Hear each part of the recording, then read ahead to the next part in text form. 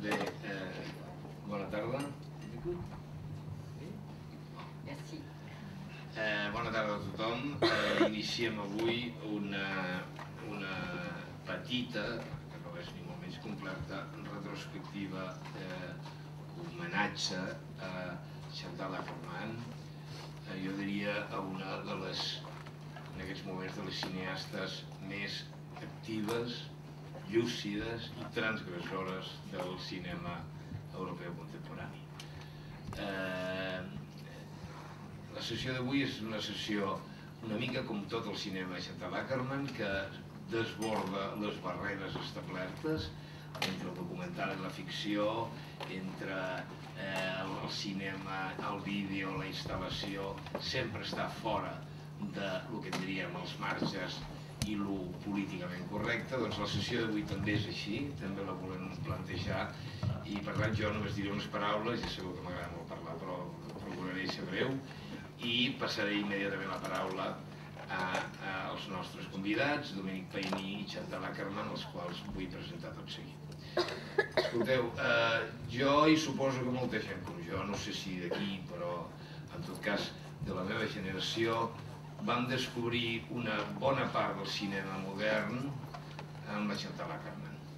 És a dir, la visió, i jo vull dir-ho així, la projecció, el descobriment de dos films com Jeanne Dielman i Je t'ouille l'Ile, i després, una mica després, Le Rendez-vous d'Anna, van ser així com una il·luminació que ens van obligar a anar enrere en lloc d'anar endavant. Vull dir, les pel·lícules estem parlant que són dels anys 70, és obvi que havíem vist alguns de nosaltres, Godard, Rivette, Truffaut, etc. Però de cop vam descobrir que no estàvem sols. Jo vull dir-ho així, que no estàvem sols. És a dir, que la gent que volíem o estimàvem o ens encantava el cinema modern o ens interessava el cinema modern, havíem trobat una cineasta que el continuava, i que el continuava amb una categoria nova, amb un criteri narratiu nou, amb una forma de fer nova. És a dir, el cinema de la Chantal Akerman, insisteixo, les primeres pel·lícules de la Chantal Akerman ens van obrir, i suposo que molts de vosaltres també, una idea de que tot allò que era un nou llenguatge en la modernitat continuava. Jo encara em sembla que una de les condicions del cinema de la Chantal Akerman és que és de les poques que ha continuat la tradició i l'ha fet seva i l'ha ampliat del cinema modern. Però això, potser ja ho dirà ella, o en tot cas ja li podreu preguntar a ella.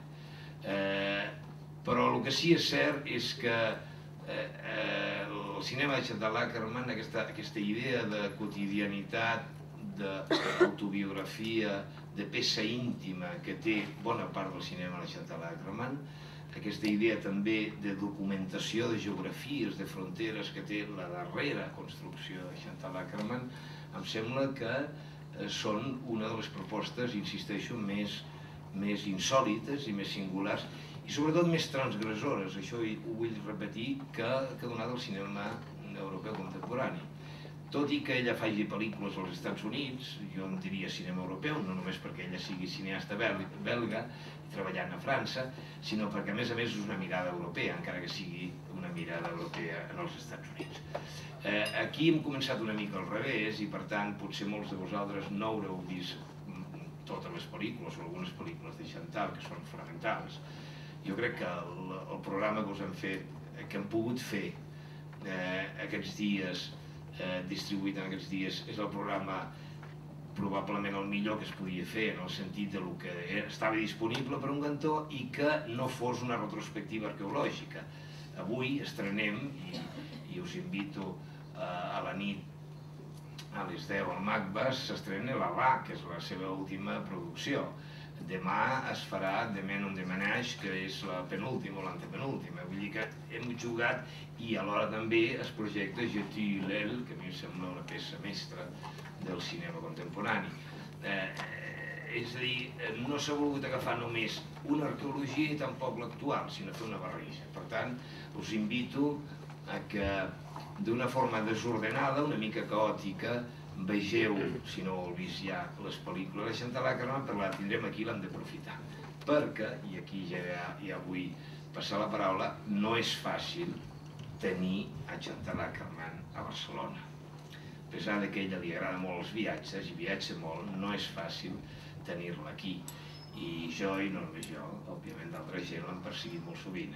Per tant, ja que la tenim aquí, aprofitem-la. Si es deixa aprofitar, si es deixa que l'aprofitem, aprofitem-la. Per tant, us invito no només a veure el cinema, sinó a parlar amb ella i sobre ella.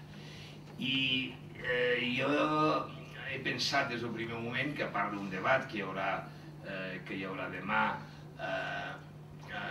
una taula, millor dit, al voltant de l'obra de Chantal Akerman, amb la Mercè Coll, amb la Imma Marina, amb el Xavier Antic, jo he pensat que una carta de presentació de l'obra de Chantal Akerman, qui millor la podia fer és el nostre invitat Domènec Païní, al qual també vull agrair molt la seva presència aquí. Domènec Païní i Chantal Akerman es coneixen, per tant fem una mica de trampa, perquè es coneixen, són amics, tenen de temps, per tant segur que tot el que digui en Païní serà positiu i tot el que digui Chantal també, però ja està bé això, perquè jo el que volia és que iniciessin Domènec fes una presentació i després fessin un duet. Domènec Païní, com molts de vosaltres suposo que sabeu, ha estat és un home amb el qual jo i molta gent com jo ens sentim molt propers, és un home que pensa el cinema i el programa, que és una manera que no passa molt sovint. Generalment els programadors de cinema deixem-ho córrer i els pensadors de cinema no tenen res a veure amb la programació, de manera que trobar una persona que uni les dues funcions, Déu-n'hi-do. I el programa d'una manera singular. Sabeu que Domènec Païní va ser durant uns anys programador d'una sala mítica a París, l'Estudi 43, que va programar pel·lícules i programar projectes culturals en el Louvre, però que sobretot, per centrar-ho ja quasi en l'actualitat, al llarg de, em sembla que són 8 anys, va dirigir 10. Va dirigir la Cinémathèque, model que encara a hores d'ara és el model una mica dominant a tota Europa, la Cinémathèque francesa, i ho és perquè a més ell de la forma que va dirigir es proposava fer una espècie de modernització de l'esperit de l'Henri Langlois, que va ser el fundador de la Cinémathèque. Per tant, en aquest sentit, no era només una programació tradicional, sinó molt insòlita, la programació de la Cinémathèque, i després de la Cinémathèque va passar a dirigir els projectes culturals i pluridisciplinars del Pompidou, del Beaubourg, del Georges Pompidou. Per tant, i fruit d'això, com sabeu, ja per acabar la biografia, fruit d'això van néixer algunes de les exposicions més insòlites i més poderoses que ha fet probablement el Pompidou vinculat amb cinema, com són Hitchcock i l'art, és una gran exposició, com és una exposició sobre el Cocteau, com és una exposició més discutible o més fallida com la d'en Godard, i com ha estat justament la presentació també de bona part, o tota la programació de Chantal Akerman al Pompidou. Tot això, el Païní n'és una mica culpable i per tant em semblava la persona més indicada per fer una introducció a l'obra de la Chantal Akerman i que després comencessin un debat entre els dos. Gràcies.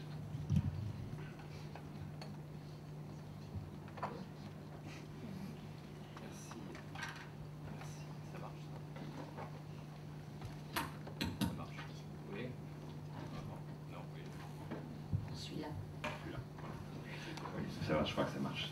Cela marche. Merci Domènec, tu es trop gentil.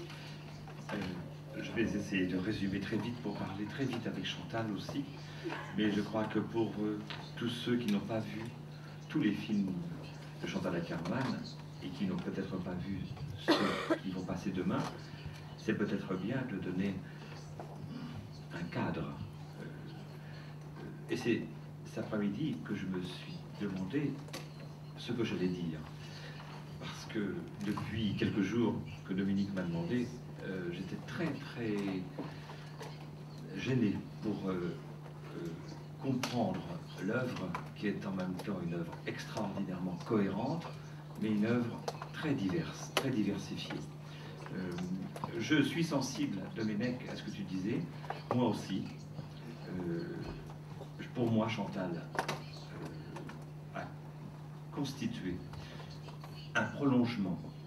J'ai appelé d'ailleurs dans un texte il y a longtemps une modernité prolongée, Chantal. Parce qu'après la nouvelle vague, Philippe Garrel, pour dire vite, Philippe Garrel, Jean Eustache, la première partie de l'œuvre de Benoît Jacot, et Chantal, ces 4 cinéastes, Luc Moulet un peu aussi, mais c'est surtout ces 4 cinéastes qui m'ont paru, personnellement, et beaucoup d'autres de ma génération, continuer le choc de la nouvelle vague,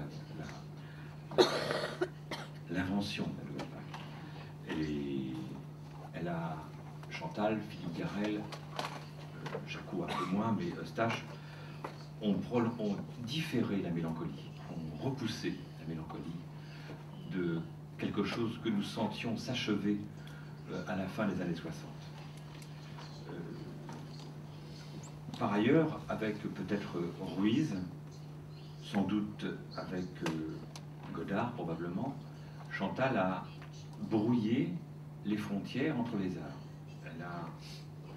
Elle a fait tomber l'autarcie, le château fort du cinéma, enfermé sur lui-même, par rapport aux autres arts. Elle est une des premières cinéastes à avoir ouvert le cinéma aux autres arts contemporains. Je dois dire plus que, avant même qu'elle fasse des installations, dont on pourra parler un peu, des installations en musée, ces films portaient déjà en eux-mêmes le devenir de l'installation en musée. Je dois dire aussi que certains artistes qui ont fait des installations ont pris chez Chantal, dans les films de Chantal, les possibilités de faire des installations avec de l'image mobile, de l'image mouvement. Sa première grande installation à Chantal date, je ne crois pas me tromper, de 1995 au Jeu de Paume, mais c'est bien avant pour moi qu'avec Jeanne Dillman, etc., avec toute l'adresse interprétée par Delphine Seyrig, ce très court et ce long film à la fois, ce film si intense et si dilaté, elle a donné déjà au sein de la salle de cinéma un espace qui était concentrique à la salle de cinéma. On avait l'impression d'être dans un rapport de dispositif et non plus seulement une relation de spectateur à un film. C'était non pas seulement le sort, le destin de Jeanne Dillman qui nous intéressait, c'était aussi le sort des images sur Jeanne Dillman qui nous intéressait. C'était pas seulement la fiction que racontait Chantal, l'histoire de Jeanne qu'elle racontait, c'était aussi le sort du film. Comment le film allait-il tenir sur une durée déterminée? C'était aussi donc une expérience d'une femme, mais c'était aussi l'expérience de la durée d'un film. C'est ça qui est neuf avec le film de Chantal, donc Jeanne Dillman. Donc je crois en effet que beaucoup d'artistes ont vu ça, et bien évidemment, souvent ils n'ont pas dit qu'ils avaient vu ça. Et puis Chantal aussi, c'est une écriture littéraire. Chantal a parfois publié, a raconté des histoires à Bruxelles. Elle a aussi écrit ses propres textes qu'elle dit admirablement en voix off dans ses films. Et je vous invite parfois à lire certains qui ont été publiés. C'est de la belle écriture. Je me permets de dire quelque chose sur l'organisation de l'œuvre. Dans les films de Chantal, et c'est ce qui me permet peut-être d'y voir plus clair dans l'œuvre de Chantal, tellement elle a touché à tout. Chez Chantal, tout est uni et tout s'oppose. Je vais prendre 2 exemples, parce qu'on n'a pas le temps, c'est Chantal qui devra avoir le temps. Je vous poserai des questions. Par exemple, vous prenez 2 films qui se ressemblent du point de vue du regard sur le monde, comme d'Est, qui est à la fois un film et une installation. D'Est, cette longue promenade latéral, j'ai presque envie de dire, souvent latéral, c'est-à-dire il y a des travelling très lents qui regardent les gens de l'Est de l'Europe, qui souvent font des files d'attente d'Est, très longs. Et puis elle a fait Sud. Déjà, c'est deux points cardinaux qui s'opposent, l'Est et le Sud. Et puis, quand on se souvient de Sud, on s'aperçoit que Sud n'est pas un film qui est fait autant que d'Est avec des choses latérales. C'est au contraire, je ne sais pas si vous vous souvenez de ce film, pour certains d'entre vous qui l'ont vu, un film dont l'image est presque perpendiculaire au monde. Ça entre ou ça se retire et la route défile à la fin du film, alors que dans d'Est, en effet, l'image défile devant l'écran. Donc d'Est et Sud, ce sont deux films qui portent des points, des pôles géodésiques du monde, mais c'est aussi deux films qui s'opposent. C'est l'Est de l'Europe, mais c'est le Sud des États-Unis. Vous voyez, c'est opposé, mais c'est uni, parce que c'est un même regard sur les maux du monde, les malheurs du monde, mais c'est aussi deux œuvres qui sont opposées par les deux mondes qu'ils filment, mais d'une certaine manière, qui s'unissent aussi, par beaucoup d'aspects. Deux autres films, par exemple, pour autre exemple, Un divan à New York, qui malheureusement n'a pas toujours été compris, aimé par la critique française, que je considère comme un très grand film, et La Captive, qui a été très aimé en France et en Europe. Personnellement, que je considère comme un des chefs-d'œuvre de Chantal. Le divan à New York, qui est l'histoire d'un couple séparé, Hurt et Juliette Binoche, mais qui fusionnent dans l'amour alors qu'ils sont séparés entre Paris et New York. Et La Captive, qui est fait peu de temps après, où là, le couple qui vient de l'adaptation de La prisonnière de Proust, eux sont toujours ensemble, ô combien ensemble dans un même appartement, mais ils se séparent, ils sont profondément séparés. Le personnage du narrateur qui vient de Proust ne comprend pas Albertine, enfin ne comprend pas Ariane, si je me souviens bien. Donc vous voyez, ce sont deux films profondément liés. Dans les deux cas, ce sont deux films qui sont liés à un appartement. L'un, Le divan à New York, il y a même deux appartements, un à New York et un autre à Paris. L'autre, La Captive, il y a un seul appartement. Dans le premier film, le couple est séparé, mais la fusion amoureuse est totale. Dans le second film, dans le même appartement, ils sont ensemble, mais c'est pas une fusion, mais c'est une fission, c'est une séparation. Vous voyez, tout est uni et opposé. Alors, si on résume l'œuvre de Chantal, ce sont des films sur l'art. Elle a fait un splendide film, je me souviens, sur Robert Mallet Stevens, l'architecte. Elle a fait un film sur la chorégraphe, Pina Bausch. C'est-à-dire qu'elle sait se mettre au service d'un autre artiste, où elle disparaît presque, elle s'efface. Et puis après, quand on a fini de voir le film, on s'aperçoit qu'elle est bien là. C'est aussi le journal intime. Presque, je suis d'accord de Domenech, presque toute l'œuvre de Chantal est un journal intime. Chantal raconte sa vie, mais je trouve que sa vie concerne tout le monde. Mais surtout, il y a des très grands journaux intimes, des grandes confessions comme News from Home, par exemple, ou peut-être le film Là-bas, que vous allez voir ce soir, je crois, que je n'ai pas vu, mais qui doit être ça aussi. Il y a aussi ce que les Américains appellent l'expanded cinema, le cinéma élargi, appellent ça les Américains, c'est-à-dire le principe d'éclater l'image sur plusieurs écrans. Commencer par Warhol, bien sûr, et vous savez sans doute, vous vous souvenez que Chantal a été très liée aux États-Unis. Et éclater une seule image sur plusieurs écrans, c'est quelque chose qui a fait rêver Chantal. Elle a élargi son cinéma. C'est la comédie musicale, Golden 80s, Toute une nuit par certains côtés. Chantal, il y a quelque chose d'Ida Lupino chez elle. Il y a quelque chose oui, peut-être de Fred Astaire, de Stanley Donen chez elle. Chantal, c'est aussi le burlesque, parfois un peu tragique, mais le côté Beckett chez Chantal, mais burlesque aussi. Directement, c'est Saute ma ville, par exemple, ou J'ai faim, j'ai froid, avec deux clowns, deux actrices clowns, Marianne Medeiros, entre autres, j'ai oublié. Mais c'est vraiment le burlesque, on rit, mais on n'est pas... voilà. Et puis c'est la comédie sophistiquée, vous savez, les Américains, Lubitsch ou Frank Borzage appelée la sophisticated, Frank Capra bien sûr, appelée la sophisticated comedy, des histoires de couples qui se séparent mais qui se remarient, qui se marient à nouveau. Chantal aime bien, elle aimerait bien, je pense, faire une comédie de remariage. Mais il y a toujours chez Chantal un vieux souvenir de Clark Gable et de Claudette Colbert, où les gens sont dans un appartement et ne s'aiment pas, et ils vont finir par s'aimer.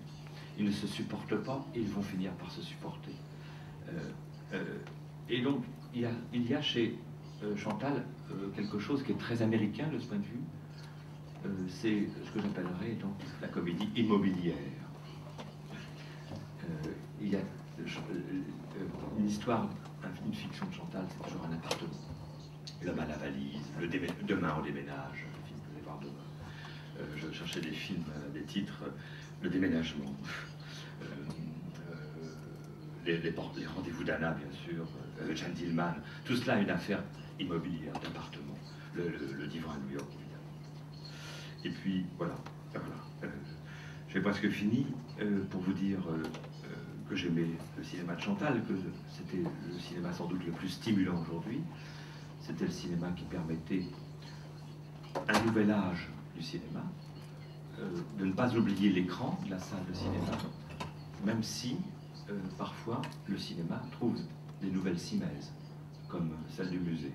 Mais en même temps, Chantal, je trouve, souvent donne des leçons à ceux qui voudraient oublier qu'ils réinventent le cinéma parce qu'ils sortent le cinéma d'une salle. Et le mettre au musée, Chantal donne quelques leçons, rappelle un peu ces jeunes artistes à l'ordre en disant attention, certaines choses ont déjà été inventées. Donc elle est aussi une mémoire, bien qu'elle soit encore si jeune.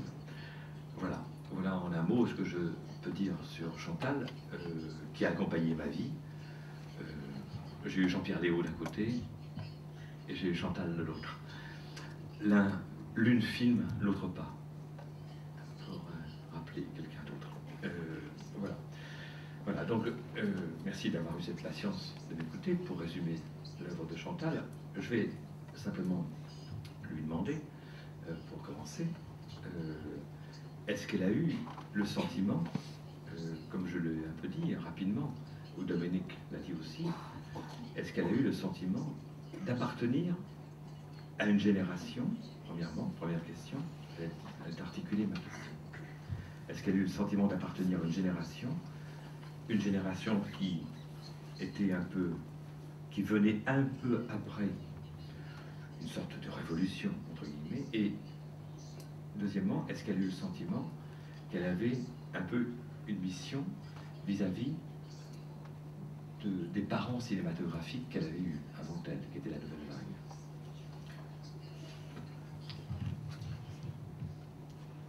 Enfin, quand j'ai commencé à tourner, c'était en 68. Je ne me posais pas ce genre de questions. Même s'il est vrai que si je fais du cinéma, c'est parce qu'à 15 ans, j'ai vu Pierrot le Fou de Godard. Mais je ne l'ai pas pris comme un père, ni même comme quelqu'un qui me donnait la main. Et bon, je fais mon premier film en 68, on était, nous, dans une telle explosion. J'avais 18 ans, je sortais de chez moi, de chez mes parents, et j'ai fait mon premier film où j'ai quasiment tout fait, où j'ai joué, où il y avait juste un chef opérateur, on était deux, et puis après j'ai monté avec une amie, et ce film était plus proche, je dirais, d'un film de Charlie Chaplin désarticulé que d'un film de Godard. C'était un film tragicomique et burlesque. Ce que ne sont pas les films de Godard, ce que ne sont pas les films de la Nouvelle Vague, ce qui remonterait plutôt à des films, je ne sais pas moi, bien avant, avec ce côté... Cinéma muet même, peut-être. Oui, même au cinéma muet. D'ailleurs, le film a été tourné sans son, et je n'ai pas mis tous les sons après. J'ai mis de temps en temps quelques sons que j'ai fait moi-même avec ma bouche. je les ai enregistrés. Bon, il y a du gaz, par exemple, parce qu'à la fin, je me fais sauter sur une cuisinière à gaz. On a enregistré le son. Je faisais... Bon, je me cire les chaussures et je déborde sur mes jambes. Et je fais... Tout ça, c'est fait avec la bouche. Donc, c'était... Ça n'avait rien à voir, en fait, avec la nouvelle vague. Mais pourtant, c'était l'esprit du temps, quand même. Parce que c'était un esprit où on voulait faire tout sauter. Enfin, et moi, vivant à Bruxelles, étant déjà étouffée dans un certain milieu où il n'y avait qu'une seule chose qu'attendait mon père, c'est que je me marie, si vous voulez. Et en vue comment ma mère vivait, je ne voulais pas faire ce genre de vie. J'ai fait, en fait, dans toute ma ville, il y a tous les prémices de Jeanne Dillman que je fais quelques années après, mais à l'envers. C'est-à-dire que dans Jeanne Dillman, la femme fait tous les gestes comme il faut, et moi, je les détruis tous. Donc moi, je ne me suis ni posé la question d'appartenir à une modernité ou pas. Le seul moment où j'ai commencé à me poser ce genre de questions, c'est plus tard.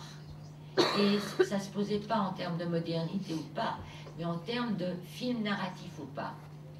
Et ça s'est passé quand, en 71, je suis partie à New York et que j'ai découvert le cinéma expérimental qui m'a ouvert quelque chose en moi, mais était aussi assez dogmatique, c'est-à-dire qu'il fallait surtout pas que ce soit narratif. Et donc, j'ai fait un film là-bas, deux mais un que j'ai pas fini, qui sont Hôtel Monterey et La Chambre. Et c'était deux films qui n'étaient pas narratifs, mais quand même, il y avait quand même quelque chose. Dans Hôtel Monterey, on peut trouver les prémices d'Est ou de Sud ou de l'autre côté, si vous voulez. Et après, quand je suis rentrée à Paris et que j'ai eu envie de faire un film de fiction, je me sentais coupable. Parce qu'il y avait là-bas l'idée de l'avant-garde, pas du cinéma moderne, mais de l'avant-garde. Et l'avant-garde ne pouvait pas être narrative. À New York, tu veux dire. À New York. Et tout d'un coup, je rentre à Paris et je veux faire Je tue l'aile. Et je me dis, et Je tue l'aile, j'avais déjà écrit ce texte bien des années avant, comme une petite nouvelle. Et j'avais l'impression de tromper des gens un groupe que j'avais pas vraiment, que je connaissais, j'avais pas vraiment été au centre de ce groupe, mais j'avais rencontré Michael Snow, Jonas Mekas, tous ces gens-là. Je crois d'ailleurs que par rapport au temps, même si c'est pour faire autre chose avec ce temps, c'est grâce à Michael Snow que j'ai commencé à prendre des libertés avec le temps dans le cinéma. Mais lui le faisait vraiment presque d'une manière totalement expérimentale, et moi je le faisais pour faire passer des sentiments, une sensation et des idées.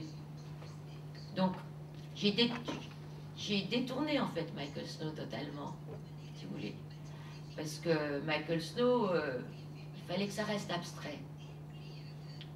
Et moi, je travaillais dans le concret et pas dans l'abstrait, même si parfois il y a des côtés abstraits dans mes films. Je crois que j'ai répondu. Oui, hein. oui, beaucoup. Trop. Non, pas beaucoup trop. Oui. Non. Mais Jeanne Dillman,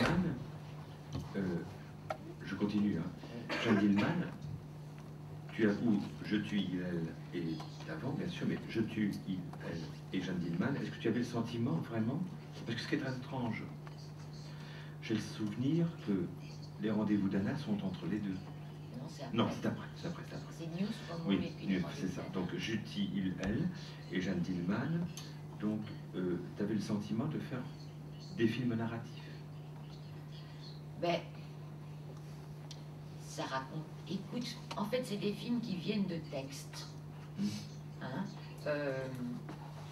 Je tue l'aile, c'était une petite nouvelle. Oui, J'avais les deux écrit. films se suivent. Et Jeanne Jeanne Dillman aussi. Ça raconte quand même 3 jours de la vie d'une femme. Oui. Hein? Mais je ne me suis pas dit, en commençant le film, que j'allais faire un film de 3h20. Je l'ai su au bout de 3 jours. Parce que je faisais. Bon, parce que le texte, c'est écrit comme du nouveau roman. C'est-à-dire que quand Delphine bougeait un verre, Delphine Seyrig bougeait un verre de 4 cm, c'était écrit, elle bouge ce verre de 4 cm, elle se lève lentement, elle va chercher quelque chose dans le frigidaire, elle revient vite, tout était écrit. Et donc, il y a... oui, je pensais quand même que je racontais quelque chose, que c'était quand même une tragédie. Et l'expérience... Mais je me suis rendu compte, en voyant le film, en effet, mais ça c'est après, quand je me suis projeté le film, après avoir eu fini le montage, je me suis dit, on passe par une expérience physique. Et ça c'est la même chose pour d'Est, ou pour Sud, ou pour de l'autre côté. Il y a une expérience physique que vit l'autre, celui qui est en face. Et c'est un face-à-face avec l'autre qui vit quelque chose physiquement. C'est-à-dire s'il supporte, c'est-à-dire s'il accepte, s'il ne s'énerve pas, tout d'un coup, il y a quelque chose qui se met... Je sais pas, c'est comme quand on vit, quand on écoute du Schubert aussi. Enfin, peut-être Schubert, c'est pas une bonne œuvre, parce que c'est trop... Je trouve. On vit quelque chose physiquement, au-delà de l'histoire. C'est ça que tu veux dire? Oui. Oui, au-delà de la narration. Et donc, on s'entend vivre, on se sent vivre, on sent qu'il y a le temps qui passe en soi, en tant que spectateur. Et de ce point de vue-là, tu as évoqué Michael Snow. Je crois que quand tu es allé aux États-Unis, il avait déjà fait son film célèbre Wavelength. Wavelength et la région centrale. Et la région centrale. Et j'ai souvent je ne t'avais jamais entendu comme ça. Enfin, peut-être que je t'avais entendu citer Michael Snow, comme tu l'as fait tout à l'heure. Mais j'ai souvent pensé que il y avait quelque chose de ce que tu viens de dire, c'est-à-dire un temps de la durée qui passe directement du film à toi, on est dans une expérience, une confrontation de la durée du film, d'une durée intérieure, quelque chose de très sensuel, de physique, en effet, une expérience physique. Tu avais pensé, Snow t'avait marqué à cette époque pour Je tue, elle et... Non. Je ne me rendais pas Oui. compte, si tu veux, Oui. mais c'est vrai que j'avais été très frappée par la région centrale. Mais plus, c'était presque plus comme une expérience de drogue, tu sais. Oui. Hein, comme au bout d'un moment, on se sent vraiment drogué.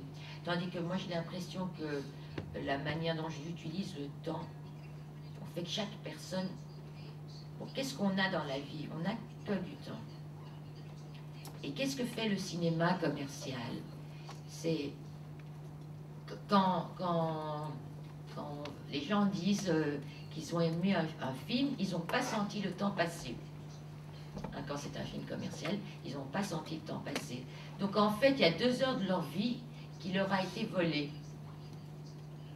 Et moi, on sent chaque seconde passer. Donc je restitue du temps au spectateur. Enfin, bon, non, mais plus ou moins, quoi. non, attends, tu mets les pieds, comme on dit, une formule en français, mettre les pieds dans le plat. Ce que tu dis est considérable, parce que on est quelques-uns à considérer en effet que le cinéma a cette particularité terrible et en même temps fascinante de vous confisquer de la vie. Parce que devant un film, le cinéma commercial en tout cas, celui dont tu parles, qui peut être du beau cinéma, Bien sûr. et de beaux films, pas de films forts, vous retire de la conscience qu'on est en train de vivre. Donc, vous retire de la vie. puisque la vie, ce que tu dis c'est ça, la vie n'est que la conscience qu'on est en vie. Et tu as profondément raison, surtout pour Jeanne Dielman, où tout à coup plus rien ne bouge devant elle, si ce n'est, je me souviens, est-ce que tu es d'accord? Enfin, elle fait des choses hein, quand même, elle fait des drôles de choses, elle fait des choses quotidiennes, elle est plus, je sais pas, terre, elle fait plein de choses, mais surtout, il y a beaucoup d'accidents de la lumière dans Jeanne Dielman. C'est une expérience plastique, aujourd'hui en tout cas, j'ai le sentiment, peut-être à cause de l'art contemporain, que l'on voit plus, ou peut-être parce que toi-même, tu as utilisé le film Jeanne Dielman d'une autre manière que la simple projection en salle. Nous voyons Jeanne Dielman, peut-être plus qu'à l'époque, comme une expérience plastique, plutôt que narrative. Je pense que tu sais pas, tu n'en pas compte. Je pense que c'est forcément les deux. Enfin, difficile de séparer. Oui. Tu vois, parce que même quand j'ai fait l'exposition, enfin l'installation Woman Sitting After Killing, donc je prends le dernier plan de Jeanne Dielman où elle est assise devant la table, elle vient de commettre un meurtre.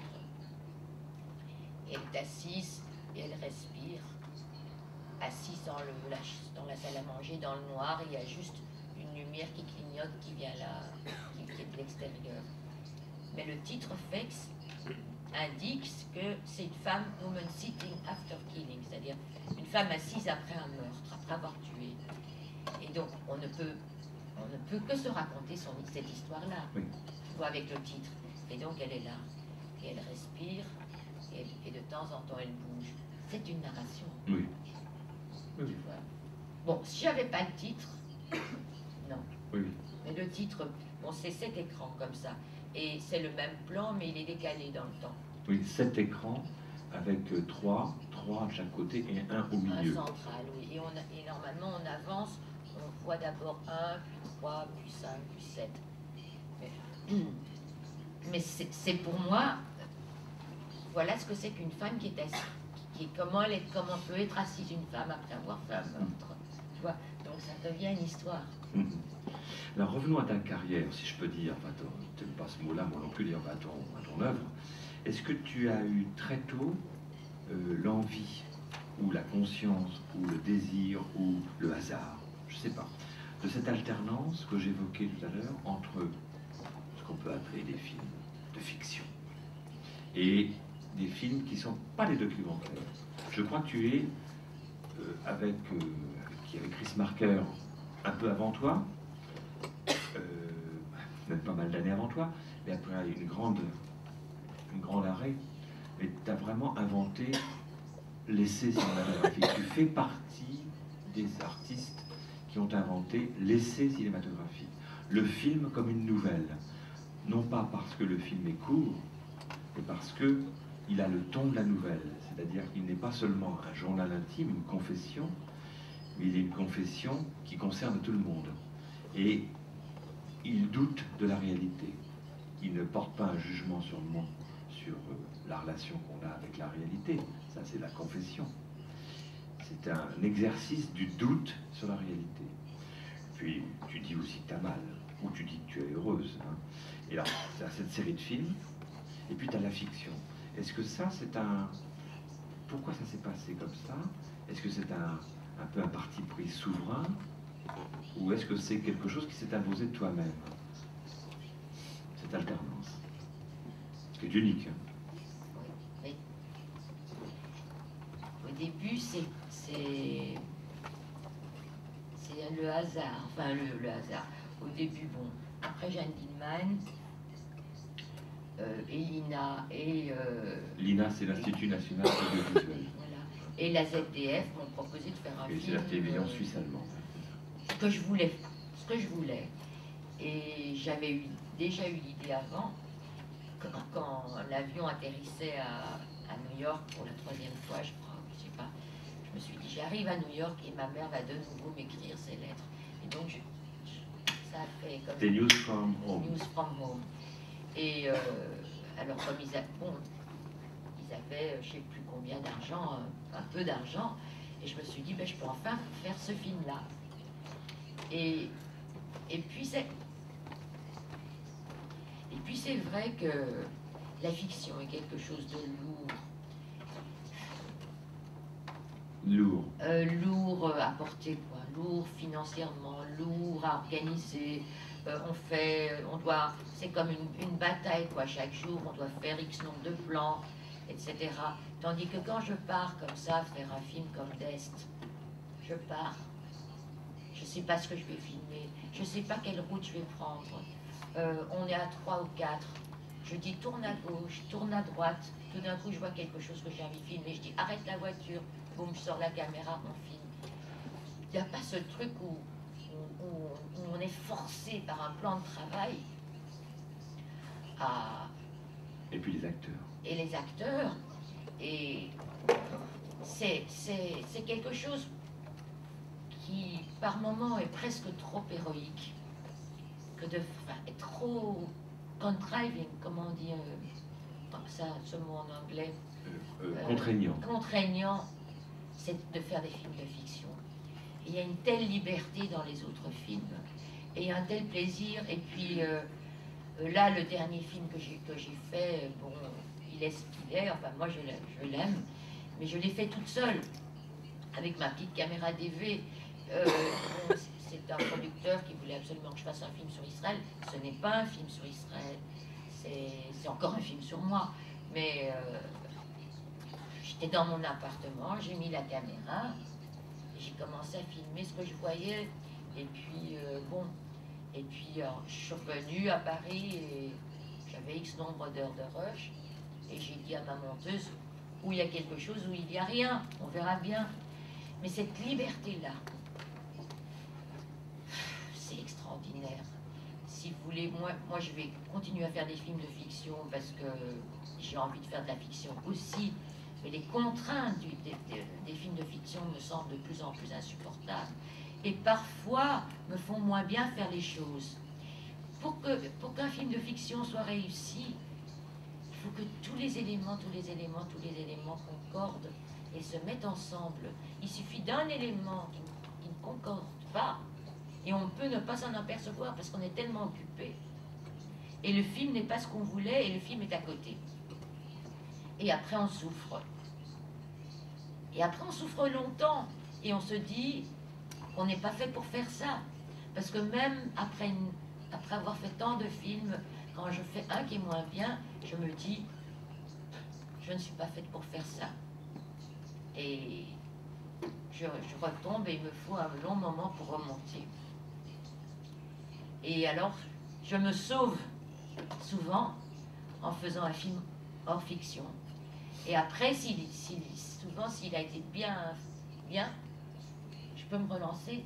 C'est un marchepied de nouveau pour aller dans la contrainte et aller dans la fiction. On m'interrompt s'il y a une question.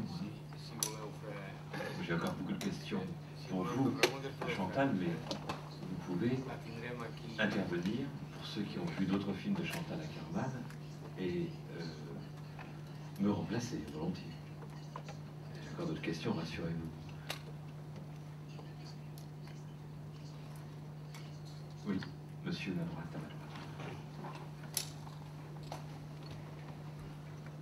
A veure,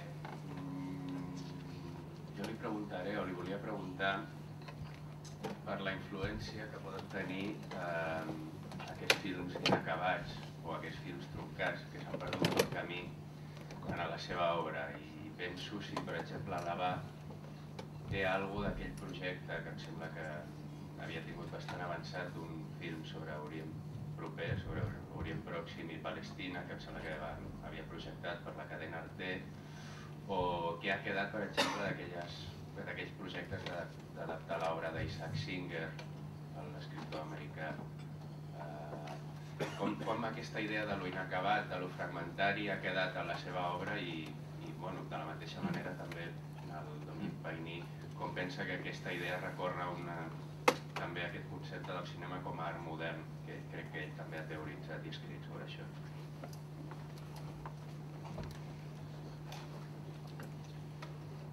pas commencer même.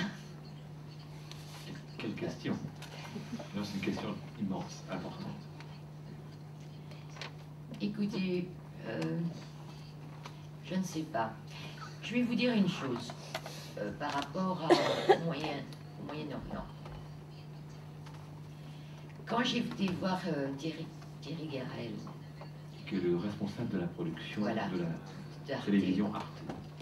avec le projet du Moyen-Orient, donc après qu'il ait lu le texte, et qui m'a dit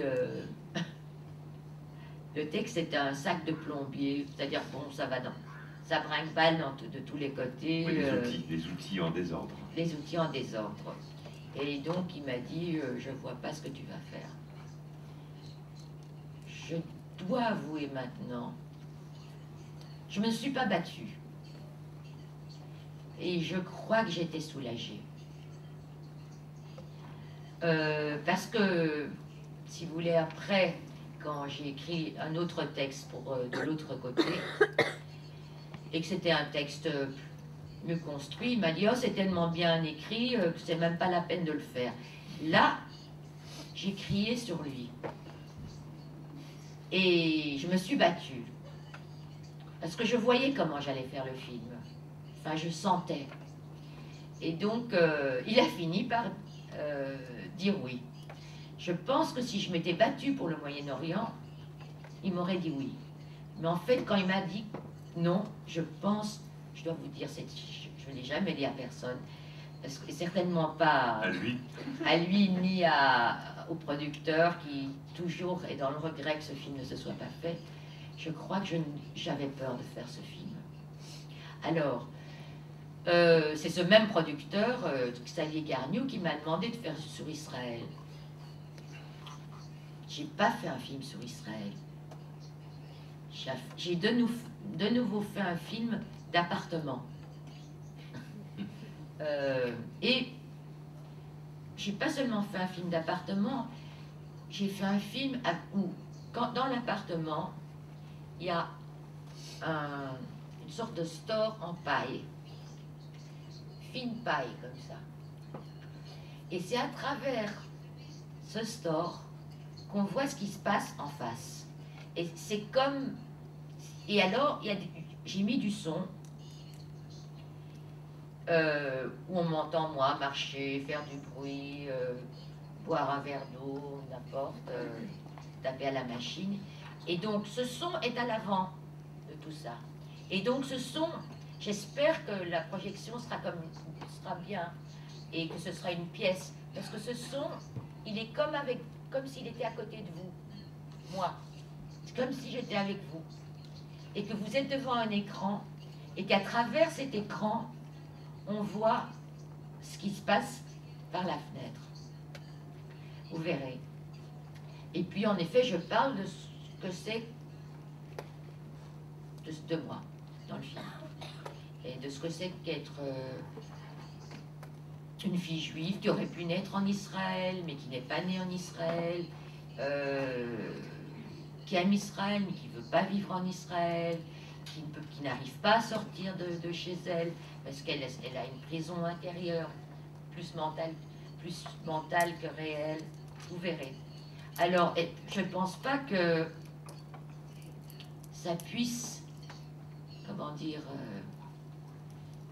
est-ce que ce serait ce qui serait, je ne sais pas si ça a à voir avec le Moyen-Orient, parce que ça a vraiment à voir avec quelqu'un de la diaspora. Et c'est une vraie place. Je pense que moi, en allant faire un film sur le Moyen-Orient, je ne sais pas quelle place j'aurais pu avoir. Et je crois que c'est pour ça que j'étais soulagée. Tandis que là, dans ce film-là, j'ai une vraie place. Parce que, bon, j'étais en Syrie, à Damas, tout ça, j'étais en Jordanie, j'ai fait des repérages. Bon, on allait dans les cafés, j'étais là avec mon assistant. Bon, les cafés, il n'y avait que des hommes dedans, et plus moi et mon assistant. Quelle place j'avais? Quand j'étais dans la grande mosquée des Homméades, j'étais assise, on doit mettre un burnou, une sorte de burnou, J'étais assise avec mon assistant par terre. Toutes les femmes passaient, les jeunes filles passaient, elles se tournaient vers moi, elles riaient. Pourquoi? Donc quelle place je pouvais avoir? Quel point de vue je pouvais avoir sur ce monde-là? Donc je crois que si j'étais soulagée, c'est pas pour rien. Tandis que là, vous allez voir, j'ai une vraie place.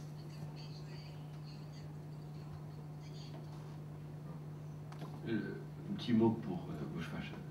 je suis content qu'on enregistre là parce que je trouve que depuis que tu es là, aujourd'hui, tu me disais que tu n'étais pas très en forme en arrivant. Bah, quand sois souvent si peu en forme parce que c'est vraiment... Parce que je dis la vérité. Oui, mais c'est un vrai livre sur toi que tu es en train d'écrire aujourd'hui. Un petit mot pour, très modeste pour suivre les choses plus importantes que Chantal vient de dire sur la deuxième partie de votre question. Je crois que, et puis c'est pas l'objet ce soir, l'objet c'est l'œuvre de Chantal Akerman, mais je crois que Chantal Akerman fait partie elle fait partie de la dernière génération qui a permis de terminer la définition de qu'est-ce que le cinéma d'auteur. Premier point. Et quand vous pensez donc cinéma d'auteur, ça suppose quoi? Ça veut dire quoi? Ça veut dire que, c'est quoi la notion de cinéma d'auteur? Ça veut dire qu'on considère que chaque film est une pièce qui participe d'un grand tout, mais que chaque film dit une étape, un moment de l'œuvre de l'auteur, mais qui dit aussi que ça n'est pas terminé. C'est-à-dire que ça continuera, parce que c'est un auteur. Et donc, c'est pas encore fini. Donc, c'est inachevé. La notion d'auteur au cinéma a introduit immédiatement au cinéma la notion d'inachevé. Avant que l'on considère que le cinéma était un cinéma d'auteur, que ça puisse exister, on disait c'est un film. Et on avait le sentiment que ce qui viendrait après, enfin, on ne pensait pas à ce qui allait venir après, chez un cinéaste qui n'était pas encore défini comme un auteur. Quand Chantal Akerman, quand Godard ou Wells, ça a commencé beaucoup avec Orson Welles, fait un film, on dit « Ah, ça suit le film qu'il a fait il y a 3 ans, mais ça annonce sans doute une nouvelle perspective, et il y aura quelque chose d'après. Donc, vous voyez, le cinéma d'auteur va toujours introduire, à inventer, à imposer dans le cinéma la notion d'inachèvement, d'inachevé. Donc, plus encore avec Chantal, qui a fait des films où parfois il y a de l'air qui rentre partout. Il y a de l'air au début, il y a de l'air à la fin. On ne sait pas toujours comment ça commence et pourquoi ça commence comme ça. On ne sait pas toujours pourquoi ça finit comme ça et pourquoi ça devrait finir comme ça. Parce que il y a chez Chantal, et ça Toute une nuit le dit très bien, le film Toute une nuit le dit très bien, il y a chez Chantal le sentiment que les grands peintres américains ont donné à l'après-guerre. C'est ce qu'on appelait en peinture le all-over. Le sentiment que le tableau de Pollock était un morceau coupé dans un espace peint qui était plus grand que le tableau qu'on avait devant soi. Chez Chantal, on a vraiment le sentiment que elle a saisi un morceau de temps, elle a cadré du temps, elle l'a sorti. Donc, il y avait avant, il y avait après, il y a quelque chose en effet qui donne un sentiment de cadrage extrêmement précis, parce que les cadrages de Chantal, c'est quelque chose, c'est au millimètre, et en même temps, on a le sentiment qu'il y a un emprunt dans une durée qui est infinie, avant et après. À Minneapolis, à la Galerie nationale des Jeux de Paume, tu as montré des installations à la Biennale de Venise, tu as montré 3 installations au Centre Pompidou. Est-ce que tu as le sentiment que c'est une... Enfin, qu'est-ce que ça occupe pour toi comme, pourquoi c'est arrivé comme ça? Comme tu n'es pas une femme de mode à la mode, bien que tu aies parfois parlé de personnages, je pensais à la jeune fille de Bruxelles, qui est une jeune fille à la mode de son temps, mais tu n'es pas à la mode au sens de... Tu es même très critique, tu as beaucoup de nervosité, de vivacité contre des tendances contemporaines qui te semblent communes ou trop emportées par des clichés, par le goût trop commun, je te connais très critique. Pourquoi pas néanmoins, mais pourquoi, à un moment donné, as-tu décidé de jouer dans la cour de ceux qui font les installations et qui empruntent le cinéma? Comme depuis en ce moment à Barcelone, à la Fondation Biro, quelqu'un qui s'appelle Douglas Gordon, justement, qui réutilise beaucoup Hitchcock et tout ça. Encore une fois, ça, c'est parce que c'est une longue histoire. Je pense que je n'aurais jamais fait d'installation si Michael Tarantino n'avait pas parlé avec une femme qui s'appelle Cathy Albrecht, qui était à ce moment-là au musée de Boston, et qui est venue me voir pendant que je tournais une nuit. Michael Tarantino qui est programmé à Bruxelles, je crois, non? Après, oui. À l'époque, il À était Ottawa, curateur oui. libre, je ne sais Au plus Canada. exactement. Enfin, en tout cas, quelqu'un du musée de Boston qui s'appelle Cathy Albrecht, puis qu'après elle est devenue directrice du musée de Minneapolis, est venue me voir un jour en me disant: est-ce que tu pourrais faire pour nous une installation? Alors, je dis pourquoi pas. Tu étais déjà très au courant. Là, non, je connaissais absolument rien, mais absolument rien. Mais bon, encore une fois, je l'ai fait d'une manière stratégique. Alors, elle m'a dit, moi je m'intéresse à l'histoire, elle m'a dit. Je dis, ben moi je m'intéresse aux langues, j'ai dit. Et ça fait des années, ça fait depuis 20 ans que je voudrais faire un film sur l'Europe de l'Est. Et l'Europe de l'Est venait de s'ouvrir. Donc, je lui ai dit, moi je veux bien faire une installation si je fais un film d'abord. Et donc je pensais qu'ils allaient me produire le film. Et en fait, c'était vraiment, tu vois, pour faire un film sur l'Europe de l'Est. Alors, entre-temps, rien n'arrive. Moi, j'écris mon texte pour qu'ils trouvent de l'argent. Ben, ils ne trouvent rien. Alors, moi, je trouve de l'argent moi-même pour faire le film sur l'Europe de l'Est. Le film s'appelle D'Est, il est montré un peu partout. Et tout d'un coup, on me téléphone, on me dit: ah, on a l'argent pour faire l'installation. Alors je dis: oh là là, qu'est-ce que je vais faire? Et puis, je ne sais pas pourquoi, j'ai demandé 3 écrans de télévision et 3 moniteurs. Non. 3 moniteurs et 3... Ah, j'ai oublié. Lecteurs de DVD. C'était pas des DVD à l'époque, des lecteurs en bonne vidéo. Et j'ai commencé à dire: bon, tu fais partir le premier. Et puis on attend 5 minutes, on fait partir, avec le même film, hein, tu fais partir le deuxième. Puis on attend 7 minutes, disons, tu fais partir le troisième. Et on regarde ce qui se passe. Et tout d'un coup, c'est Claire Atherton qui était avec moi, qui est ma monteuse, avec qui je travaille toujours. Je dis: regarde Claire, il se passe quelque chose. Et on a minuté, il se passait quelque chose pendant 4 minutes. Alors on a dit: bon, on va faire maintenant différentes manières et on va essayer de trouver plusieurs fois 4 minutes. Et on a trouvé ainsi 8 fois 4 minutes qui fonctionnaient. Où il y avait quelque chose de l'ordre de la chorégraphie, qui se faisait écho, enfin, soit par le mouvement. C'était des images qui se faisaient écho. Et alors, après, il y a eu le 25e écran, où là, je suis rentrée dans l'image, et c'est une image... Il y avait 24 écrans, c'est ça? Il y avait 24 écrans, mais c'était par 3. C'est par 3. Par 3. 8 pôles de 3 écrans. Voilà, et chaque fois, les 3 se répondaient avec les autres. C'est-à-dire 25e. Et il y avait un 25e, là c'est plus compliqué à expliquer, parce que donc là je suis rentrée dans un des plans, et c'est quasiment abstrait. Et d'abord je dis en hébreu le 2e commandement de Dieu, c'est tu ne feras pas d'image. Et c'est l'interdiction de faire des images. Tu ne feras pas d'images, bon, je ne vais pas dire tout le commandement.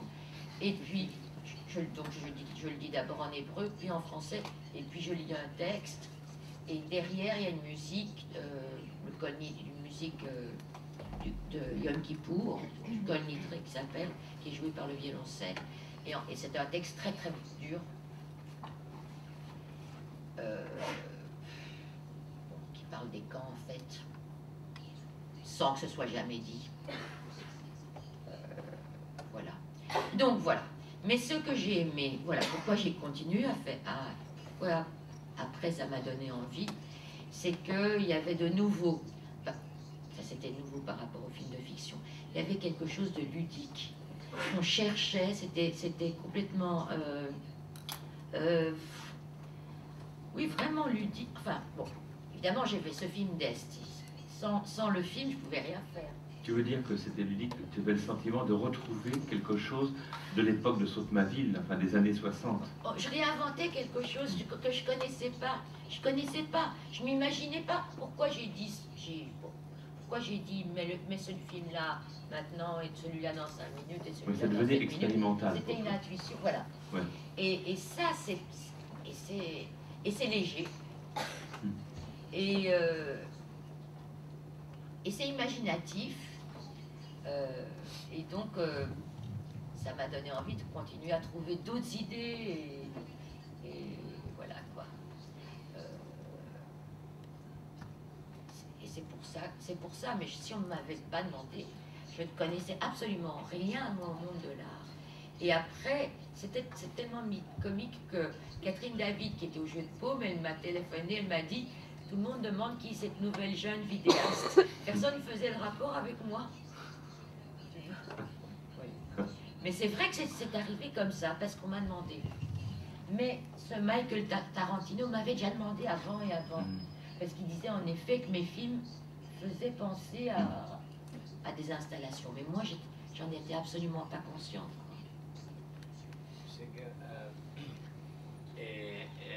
A medida que te escuchaba y escuchaba los planteamientos de Dominique, yo creo que este sentimiento de abstracción, por un lado, de dilatación del tiempo e incluso de lo inacabado, se da no solo en las ficciones, sino también en el documental. Yo pienso, por ejemplo, en esa figura tuya tan maravillosa que es el traveling, ¿no? El traveling. Yo pienso en el final, por ejemplo, de L'Autre Côté, en ese traveling car que parece no acabarse nunca. Yo he proyectado de L'Autre Côté en un museo, por cierto, en Madrid, y tuve que demostrar que no era un movimiento droga, como tú decías, porque era como un efecto de un movimiento droga, esa relación que hay entre la fijeza y el movimiento en ese traveling final en la frontera, maravilloso de L'Autre Côté. Quiero decir que hay también un sentimiento de abstracción incluso cuando documentas geografías, como la frontera de México en este caso.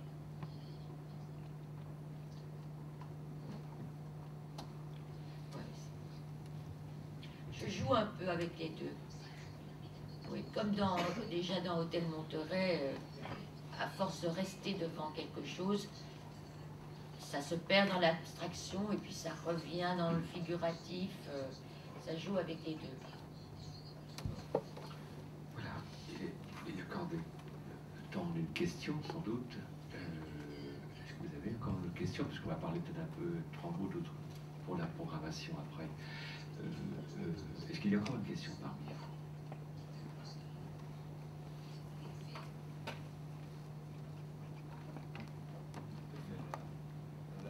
Oui, non, je voulais simplement que Chantal dise quelques mots sur... parce que finalement, j'ai assez peu parlé avec elle de ça, et parfois j'y reviens souvent, et puis on parle d'autre chose, mais je veux qu'elle me reparle de Proust, puisque Chantal a adapté La prisonnière, un moment très important de la recherche du temps perdu de Proust, qui est Albertine disparue, et qui est un film qui emprunte à beaucoup de choses. À Hitchcock pour une part, mais c'est un clin d'œil que je fais parce que c'est pas Hitchcock, mais il y a quelque chose qui retourne, qui vient du cinéma classique, quelque chose qui participe aussi chez Chantal, j'en ai parlé souvent avec elle, d'une influence profonde de la pensée de l'Europe du 19e. Il y a quelque chose là qui marquait Proust, qui est restitué également dans le film de Chantal, quelque chose de romantique aussi, mais quelque chose, je n'imaginais pas que Chantal rencontrerait cette œuvre qui est celle de Marcel Proust, indépendamment du fait qu'il y a chez Proust, comme chez elle, une manière de faire confiance objectivement, plutôt je devrais dire, de faire confiance au temps qui se déroule objectivement, avec une confiance chez Proust, comme chez Chantal, dans la possibilité que le réel va produire quelque chose à son insu. De toute façon, le regarder réel qui se déroule viendra quelque chose qu'on va saisir et qu'il faudra attraper. Mais on attend.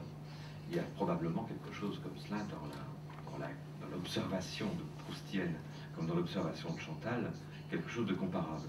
Mais tout de même, ce retour, entre guillemets, ce retour à Proust, Chantal, est-ce que tu peux dire quelque chose aujourd'hui? Je crois qu'il ne passe pas la captive. Là. Non, il n'a pas choisi. Enfin, voilà, c'est ça. Voilà. Mais bon. Parce que, et je dis ça parce que je crois savoir que Chantal a encore, n'a pas terminé peut-être avec Proust, peut-être, je sais pas. Ça, je sais pas parce que ce côté appartement, oui, c'était un film pour moi. Tu vois. Et d'ailleurs, il se passait plein d'autres oui. choses et j'ai tout enlevé dans le livre. Oui. Je ne sais pas, mais je me sens... Bon, Proust était un grand bourgeois, il faisait partie d'un certain monde, moi pas du tout, mais il était, en effet, quand il décrit, il cherche quelque chose. Et il cherche le vrai. Il va aller chercher jusqu'à ce qu'il... Il va aller gratter jusqu'à ce qu'il trouve du vrai. Je sais pas comment... Je pense Deleuze le dit très très bien, ça, sur la vérité. Je sais pas, moi je me sens en famille avec lui, bizarrement. J'ai l'impression que...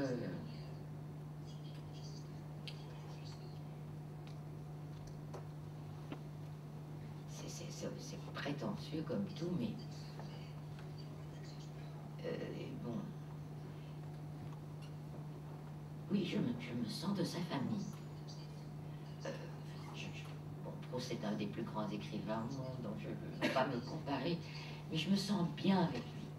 Tu vois, je me sens en accord. Tout ce qu'il dit, je dis, mais chaque mot qu'il écrit, si tu as, je me dis chaque fois, oui, tu vois. Il l'a pensé. C'est une espèce, je me sens en familiarité, je sais pas quoi dire d'autre. Et bon, Albertine prisonnière, je voulais déjà le faire depuis très longtemps. Et puis les choses, mais je voulais le faire comme ça. Et c'est seulement quand j'ai entendu Paolo Branco dire qu'il allait... Le producteur Paolo Branco. Voilà, dire qu'il allait faire Le Temps retrouvé. Avec Raoul Ruiz. Avec Raoul Ruiz. Je dis, moi qui ai toujours voulu faire la prisonnière. Et puis c'est fait que j'ai rencontré un an après Paolo Branco et je lui ai dit, j'ai toujours voulu faire la prisonnière. Il m'a dit, on le fait. Et...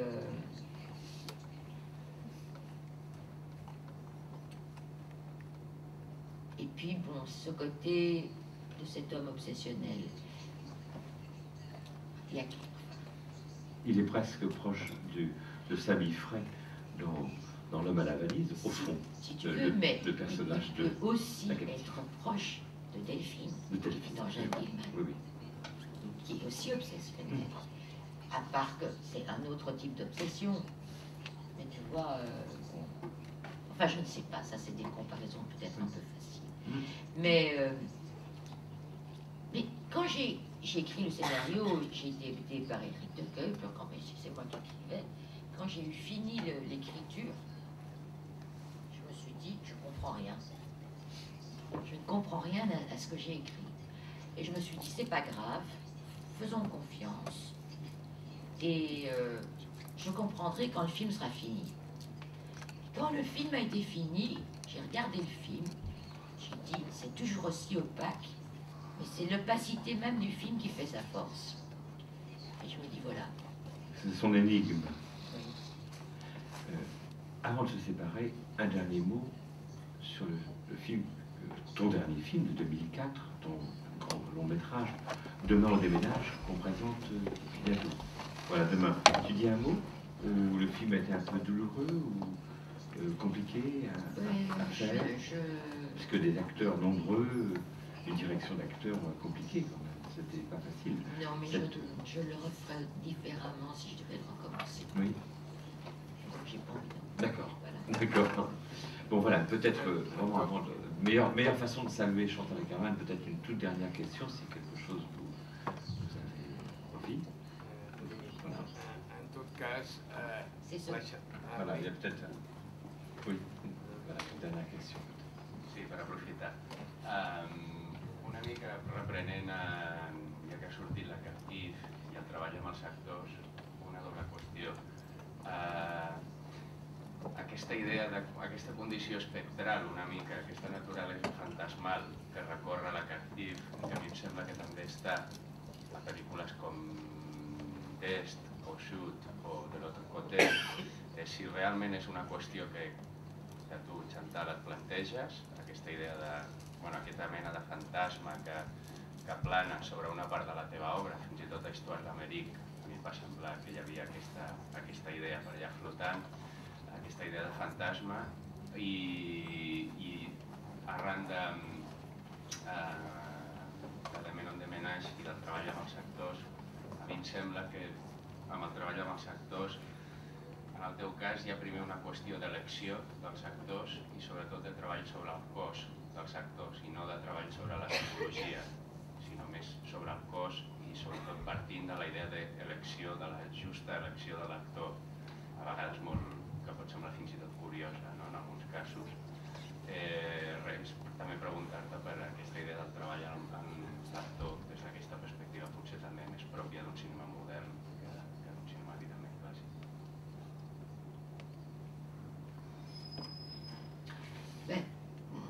Moi, plus que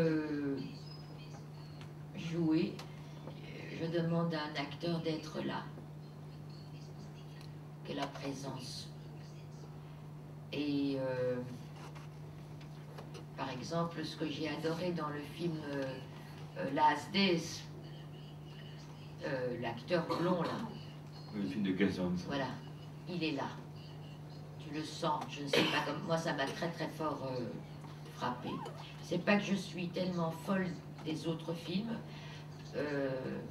justement, parce que je trouve les travelling dans Elephant, comment dire, trop esthétique par rapport au sujet, mais je trouve que le corps, comment ce corps est là dans l'espace, dans Last Days, je trouve ça remarquable. Et ça m'a fait beaucoup réfléchir quand j'ai vu le film, aussi par rapport à Demain on déménage. Enfin bon, c'est compliqué, mais sinon l'aspect spectral, bon, je vais dire quelque chose que je pense être vrai, c'est que je suis née avec un monde perdu, tu vois. Et bon. Et je suis un enfant de la deuxième génération d'après la guerre, de ma mère étant dans les camps. Et je crois que ça a à voir avec ça. Je crois vraiment. Oui. Bé, en tot cas, dir que per justificar perquè no hi ha les absències La Captiva ja va passar a les 10.000 retines, a les Sitges, etc. Insisteixo en això, que hem volgut agafar per un cantó a primera època, per dir-ho d'alguna forma, amb Chetouillel. Després, darrera època, algun retrat de la pròpia Chantal, tipus cineastes del nostre temps, que és un retrat que es feia ella mateixa, autorretrat en certa manera, i per tant que no està tot ni molt menys representat. Jo ja conto o contem que una part de l'obra la coneixeu, però és un mirall mosaic, en certa manera, de l'obra, i us invito a veure-la. Avui, aquesta nit, ella mateixa presentarà la Va, i demà estarà també amb nosaltres a l'Aribau per presentar demà el projecte Chetouillel i de Menage. Vull dir que encara la tindrem avui i demà, aquesta nit i demà, i per tant tindreu ocasió de sentir-la, si no, no? Vinga, gràcies. Merci Chantal, merci Dominique, au revoir.